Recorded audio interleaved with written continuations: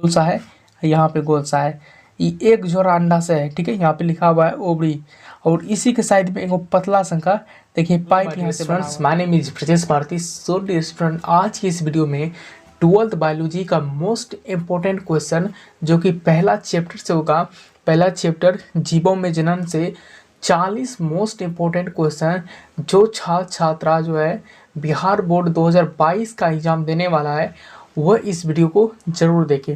दोस्तों, एक चैप्टर में जो है 40 मोस्ट इम्पोर्टेंट क्वेश्चन है, उसमें से जो है 5 नंबर का क्वेश्चन इस चैप्टर से ज़रूर आएगा।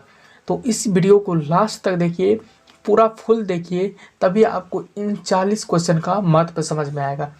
ठीक है दोस्तों, तो चलिए, यदि आप इस चैनल पर नए हैं तो चैनल को सब्सक्राइब करके बेल आइकन को प्रेस कर लीजिए, ताकि आपके बायोलॉजी में कुल 16 चैप्टर है, उन 16 चैप्टर का ऑब्जेक्टिव जो है इस चैनल पर डेली एक चैप्टर का वीडियो अपलोड होगा। तो आज जो है जीवों में जनन, इस चैप्टर से 40 मोस्ट इम्पोर्टेंट क्वेश्चन देंगे।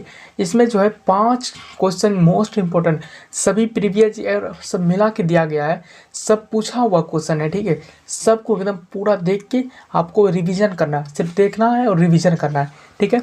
तो चलिए शुरू करते हैं। पहला क्वेश्चन है, इनमें से कौन सा नर युग्मक से संयोजन कर भ्रूणपोष बनाता है? 2009 बिहार बोर्ड एग्जाम में पूछा गया था, तो इसका सही आंसर हो जाएगा द्वितीयक केंद्रक। इसका सही आंसर हो जाएगा द्वितीयक केंद्रक। 2 नंबर का क्वेश्चन है कि गेमिट के निर्माण को क्या कहते हैं? गेमिट के निर्माण को क्या कहते हैं? 2012 में बिहार बोर्ड में पूछा गया था। मोस्ट इम्पोर्टेंट क्वेश्चन, इन 40 क्वेश्चन मोस्ट इम्पोर्टेंट क्वेश्चन है, और यह क्वेश्चन जो है बिहार बोर्ड में 100% आएगा। गेमिट के निर्माण को क्या कहते हैं? तो गेमिट के निर्माण को गैमेटोजेनेसिस कहा जाता है। गेमिट के निर्माण को गैमेटोजेनेसिस कहा जाता है। क्रोमोसोम होते हैं, ये 2013 में बिहार बोर्ड में पूछा गया है। मोस्ट इम्पोर्टेंट क्वेश्चन है, भ्रूणपोष में कितने क्रोमोसोम होते हैं? तो भ्रूणपोष में 3 क्रोमोसोम होते हैं, भ्रूणपोष में 3 क्रोमोसोम होते हैं, ठीक है। 4 नंबर का क्वेश्चन है कि अंड प्रजनक है, अंड प्रजनक है मुर्गी, सांप, मगरमच्छ, इनमें से सभी। अंड प्रजनक मतलब अंडा से जो प्रजनन होता है, रिप्रोडक्शन होता है, ईग से जो रिप्रोडक्शन होता है, यानी अंडा से जो बच्चा बनता है, ठीक है। मुर्गी अंडा देती है, सांप भी अंडा देता है, मगरमच्छ भी देता है, इसलिए ये सभी जो है, ये सभी इसका राइट आंसर हो जाएगा। डी नंबर का ऑप्शन, इनमें से सभी अंड प्रजनक है, यानी ईग से रिप्रोडक्शन करता है, ठीक है। 5 नंबर का क्वेश्चन है कि शुक्राणु जनन का नियंत्रण किसके द्वारा होता है? शुक्राणु जनन का नियंत्रण किसके द्वारा होता है? 2015 में बिहार बोर्ड में पूछा गया है, मोस्ट इंपॉर्टेंट क्वेश्चन है। तो इसका सही आंसर हो जाएगा LH।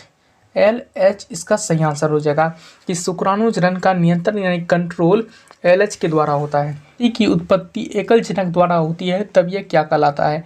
2015 में बिहार बोर्ड में पूछा गया था, मोस्ट इंपॉर्टेंट क्वेश्चन है। क्वेश्चन को बड़े ध्यान से देखिए, जब संतति यानी संतान की उत्पत्ति एकल जनक द्वारा होती है तब यह क्या कहलाता है? तो जब संतति की उत्पत्ति एकल जनक द्वारा होता है तब वह अलैंगिक जनन यानी अनसेक्सुअल रिप्रोडक्शन कहलाता है। वहीं जब संतति की उत्पत्ति द्विजनक यानी 2 जन के द्वारा होता है तब यह लैंगिक जनन यानी सेक्सुअल रिप्रोडक्शन कहलाता है, ठीक है। जब संतति की उत्पत्ति, इसका राइट आंसर हो जाएगा एक जनक, देखिए यहाँ एक जनक द्वारा हो रहा है तो अलैंगिक जनन, यदि 2 जनक द्वारा होता तो लैंगिक जनन, तो इसका सही आंसर हो जाएगा अलैंगिक जनन। बी नंबर का ऑप्शन सही हो जाएगा। 7 नंबर का क्वेश्चन है कि मानव युग्मकों में गुणसूत्र यानी क्रोमोसोम की कितनी संख्या होती है? मानव युग्मकों में गुणसूत्रों की कितनी संख्या होती है? तो गुणसूत्रों की 46 संख्या होती है। आप पहले क्वेश्चन को, यदि बिहार बोर्ड एग्जाम में बैठते हैं तो पहले क्वेश्चन को ध्यान से पढ़िए, और यह क्वेश्चन में एक ट्रिक है। तो मानव युग्मकों में गुणसूत्र की कितनी संख्या, यहाँ पे संख्या पूछा गया है, तो संख्या पूछा गया तो हम 46 देंगे। यदि जोड़ी पूछा रहता है तो हम 2 जोड़ी बताते, ठीक है। मानव युग्मकों में गुणसूत्र की 2 जोड़ी होती है, ठीक है, 2 जोड़ी। यहाँ पे संख्या पूछा गया इसलिए 46 हो जाएगा। 8 नंबर का क्वेश्चन देखते हैं कि निम्न में से कौन द्विगुणित संरचना है? निम्न में से कौन द्विगुणित संरचना है? तो इसका राइट आंसर हो जाएगा युग्मनज। युग्मनज इसका सही आंसर हो जाएगा। 2016 में बिहार बोर्ड में पूछा गया, यह सभी पूछा हुआ क्वेश्चन है, इसलिए यहाँ पे बताया गया है, ठीक है। तो 9 नंबर का क्वेश्चन देखते हैं इनमें से कौन जंतु कोशिका में नहीं पाया जाता है? 2016 में पूछा गया ये भी। इनमें से कौन जंतु कोशिका में नहीं पाया जाता है? तो जंतु कोशिका में क्लोरोप्लास्ट नहीं पाया जाता है। जंतु कोशिका में क्लोरोप्लास्ट नहीं पाया जाता है। 10 नंबर का क्वेश्चन है, शरीर के बाहर होने वाले निषेचन को क्या कहते हैं? 2017 में बिहार बोर्ड में पूछा गया है। तो शरीर के बाहर होने वाले निषेचन यानी फर्टिलाइजेशन को क्या कहा जाता है? तो शरीर के बाहर होने वाले निषेचन को इन विट्रो फर्टिलाइजेशन कहा जाता है। इन विट्रो फर्टिलाइजेशन, इसलिए ए नंबर का ऑप्शन सही हो जाएगा, इन विट्रो। ठीक है। 11 नंबर का क्वेश्चन देखते हैं कि अंडाणु का निषेचन कहाँ होता है? 2017 में बिहार बोर्ड में पूछा गया। सब भैया मोस्ट इंपॉर्टेंट क्वेश्चन है, इस वीडियो को लास्ट तक देखिए। अंडाणु का निषेचन कहाँ होता है, यानी ईक का जो है फर्टिलाइजेशन कहाँ होता है? तो ईक का फर्टिलाइजेशन ग्रीवा नाल में होता है। ईक का फर्टिलाइजेशन ग्रीवा नाल में होता है। क्वेश्चन को सबको ध्यान से देखिए, रिवीजन कीजिए, टाइम बहुत कम है। अग्रपुंज कहाँ पाए जाते हैं? अग्रपुंज कहाँ पाए जाते हैं? तो अग्रपुंज जो है शुक्राणु में पाए जाते हैं। अग्रपुंज कहाँ पाए जाते हैं? शुक्राणु में पूछे, बिहार बोर्ड में 2017 में पूछा गया है। अग्रपुंज कहाँ पाया जाता है? तो अग्रपुंज शुक्राणु में पाया जाता है। ठीक है। तो यहाँ देखिए, स्त्री जनन तंत्र में कितने अंडाशय होते हैं? 2017 में पूछा गया है। स्त्री जनन तंत्र में कितने अंडाशय होते हैं? तो यहाँ पहले देखिए, यहाँ पे गोल सा है, यहाँ पे गोल सा है, ये एक जोड़ा अंडाशय है। ठीक है। यहाँ पे लिखा हुआ है ओवरी, और इसी के साइड में एक पतला सा का देखिए पाइप यहाँ से बना हुआ है। ठीक है। इसे फेलोपियन ट्यूब कहा जाता है। ठीक है।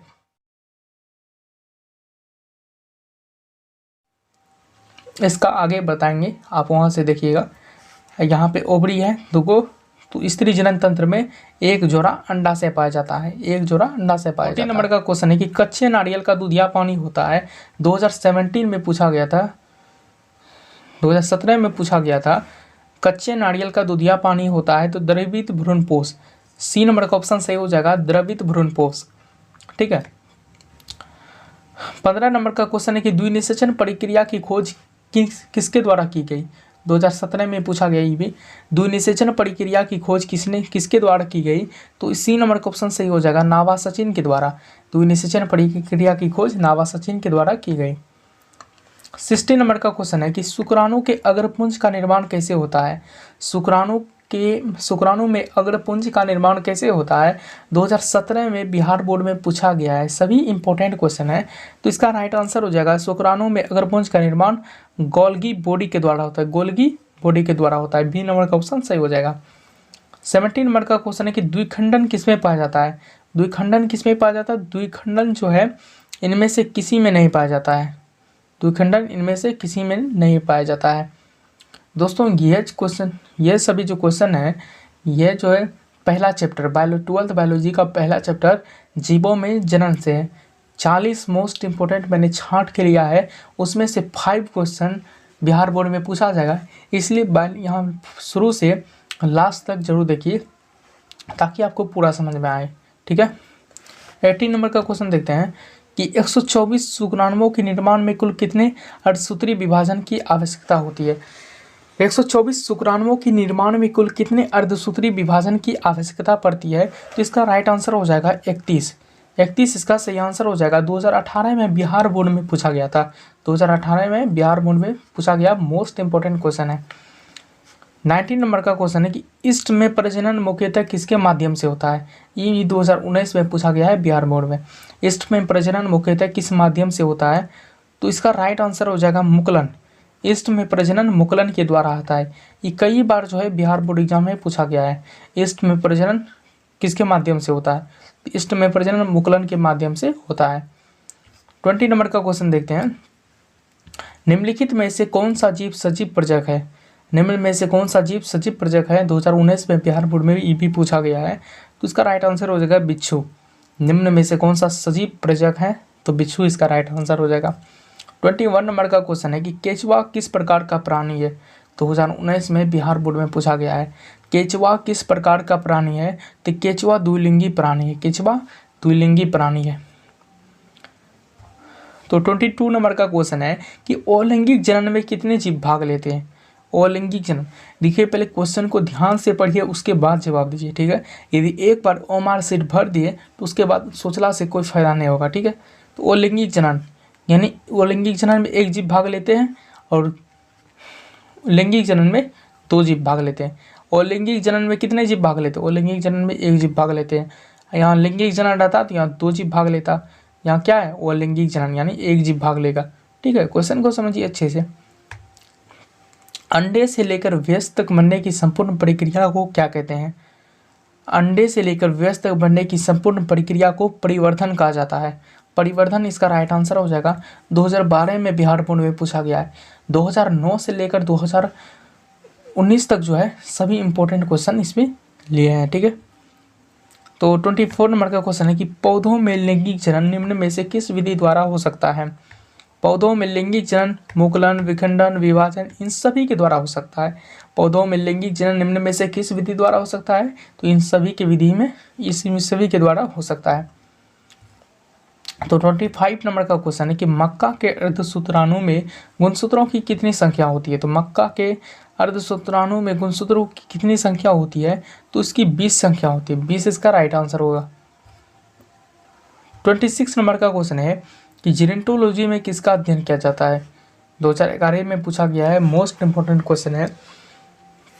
जीरोंटोलॉजी में किसका अध्ययन किया जाता है? जीरोंटोलॉजी में एजिंग का अध्ययन किया जाता है। जीरोंटोलॉजी में एजिंग का अध्ययन किया जाता है। 27 नंबर का क्वेश्चन है कि निम्न में से किसमें बिना निषेचन द्वारा प्रजनन की क्षमता होती है? निम्न में से किसमें बिना निषेचन यानी फर्टिलाइजेशन के रिप्रोडक्शन की क्षमता होती है? तो मधुमक्खी इसका राइट आंसर हुआ, क्योंकि मधुमक्खी जिसमें बिना फर्टिलाइजेशन के रिप्रोडक्शन की क्षमता होती है। तो 28 नंबर का क्वेश्चन देखते हैं। घरेलू मक्खी के मियोसाइटस में गुणसूत्र की कितनी संख्या होती है? घरेलू मक्खी के मियोसाइटस में गुणसूत्र यानी क्रोमोसोम की कितनी मात्रा होती है, कितनी संख्या होती है? 2019 में बिहार बोर्ड में पूछा गया। मोस्ट इंपॉर्टेंट, इसमें जितना है क्वेश्चन सभी मोस्ट इंपॉर्टेंट क्वेश्चन है। ठीक है, तो 12 इसका राइट आंसर हो जाएगा, 12 इसका राइट आंसर हुआ। ठीक है, 29 नंबर का क्वेश्चन देखते हैं कि पेडोजेनेसिस किस लार्वा में पाया जाता है? 2009 में बिहार बोर्ड में पूछा गया था। पेडोजेनेसिस किस लार्वा में पाया जाता है? तो फेसियोला इसका राइट आंसर होगा। फेसियोला इसका राइट आंसर हो जाएगा। 30 नंबर का क्वेश्चन देखते हैं कि तोता कितने वर्ष तक जीवित रह सकता है? यह क्वेश्चन जो है 2018 और 2019 में बिहार बोर्ड के एग्जाम में पूछा गया था कि तोता कितने वर्ष तक जीवित रह सकता है। तो किसी भाई ने 90 वर्ष, किसी ने 120 और किसी ने 60, 140 वर्ष माना था। ठीक है, तो मैं आपको बता दूं कि तोता जो है सबसे अधिकतम वर्ष जो है 140 वर्ष तक जीवित रह सकता है। 140 इसका राइट आंसर होगा, 140। तो 31 नंबर का क्वेश्चन देखते हैं, 31 नंबर का। कुत्ता कितने वर्ष तक जीवित रह सकता है? 2017 में पूछा गया था, कुत्ता कितने वर्ष तक जीवित रह सकता है? तो कुत्ता जो है 20 वर्ष तक जीवित रह सकता है। कुत्ता 20 वर्ष तक जीवित रह सकता है। 32 नंबर का क्वेश्चन है कि मासिक चक्र किसमें होता है? मासिक चक्र किसमें होता है? तो मासिक चक्र इन सभी में होता है। बंदर में होता है, कपी में होता है, मानव में, इन सभी में जो मासिक चक्र होता है। 2018 में बिहार बोर्ड में पूछा गया मोस्ट इंपोर्टेंट क्वेश्चन है। 33 नंबर का क्वेश्चन है, इनमें कौन ठहरे हुए पानी में उगकर ऑक्सीजन को खींच लेता है? 2009 में बिहार बोर्ड में पूछा गया था। तो इसका सही आंसर हो जाएगा जलकुंभी। जलकुंभी जो कि धान के खेत में देखते होंगे कि उनमें से जो है पानी के अंदर का जितना भी ऑक्सीजन होता है वो खींच लेता है। ठीक है, जल का क्वेश्चन है कि युग्मक जनन में भाग लेने वाली संरचनाएं हैं। 2009 में बिहार बोर्ड में पूछा गया मोस्ट इंपोर्टेंट क्वेश्चन है। तो युग्मक में जनन में जब भी भाग लेता है तो नर युग्मक और मादा युग्मक दोनों साथ में लेता है, इसलिए ए और बी का ऑप्शन सही हो जाएगा, ए और बी दोनों। 35 नंबर का क्वेश्चन है, अंडाणु बनने की विधि को क्या कहते हैं? अंडाणु बनने की विधि को क्या कहते हैं? 2015 में पूछा गया मोस्ट इंपोर्टेंट क्वेश्चन है। अंडाणु बनने की विधि को अंडजनन कहा जाता है। और यह क्वेश्चन को आप लोग ध्यान से एक बार अच्छे से सुन लीजिए। ठीक है, अंडाणु बनने की विधि को अंडजनन कहा जाता है।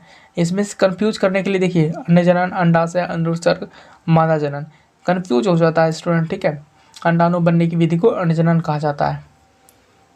और यहाँ पे शुक्राणु बनने की क्रिया विधि को क्या कहते हैं? 2017 में पूछा गया है। शुक्राणु बनने की क्रिया विधि को शुक्राणु जनन कहा जाता है, शुक्राणु जनन कहा जाता है। 37 नंबर का क्वेश्चन है, अंडाशय से अंडा निकलने की प्रक्रिया को क्या कहते हैं? अंडाशय से अंडा निकलने की प्रक्रिया को क्या कहते हैं? 2019 में पूछा गया था। तो अंडाशय से अंडा निकलने की प्रक्रिया को अंडोत्सर्ग कहा जाता है। बी नंबर का ऑप्शन सही हो जाएगा, अंडोत्सर्ग। 38 नंबर का क्वेश्चन है, मानव मादा में अंडे का निषेचन कहाँ होता है? तो 2018 में बिहार बोर्ड में पूछा गया था, मानव मादा में अंडे का निषेचन फैलोपियन नलिका में होता है। मानव मादा में अंडे का निषेचन फैलोपियन नलिका में होता है। ठीक है। 39 नंबर का क्वेश्चन है कि मानव नर में शुक्राणु यानी स्पर्म का स्टोरेज यानी भंडारण किस जनन अंग में होता है? यानी मानव में जो है वीर्य का यानी स्पर्म का भंडारण किस ह्यूमन के किस बॉडी पार्ट में होता है? तो इसका राइट आंसर हो जाएगा सी नंबर का, एपिडीमिस। एपिडीमिस इसका राइट आंसर होगा सी नंबर का। 40 नंबर का लास्ट क्वेश्चन है, द्विनिषेचन किस में पाया जाता है? द्विनिषेचन किस में पाया जाता है? द्विनिषेचन आवृत बीजी में पाया जाता है। दोस्तों यही थी कुछ वीडियो। दोस्तों यदि वीडियो पसंद आए तो इस लाइक करें, शेयर करें, कमेंट करें और अपने फ्रेंड के पास शेयर करें ताकि वो भी एग्ज़ाम में अच्छे स्कोर कर पाए। तो दोस्तों एग्ज़ाम के लिए ऑल द बेस्ट। मिलते हैं नेक्स्ट वीडियो में। जय हिंद, जय भारत।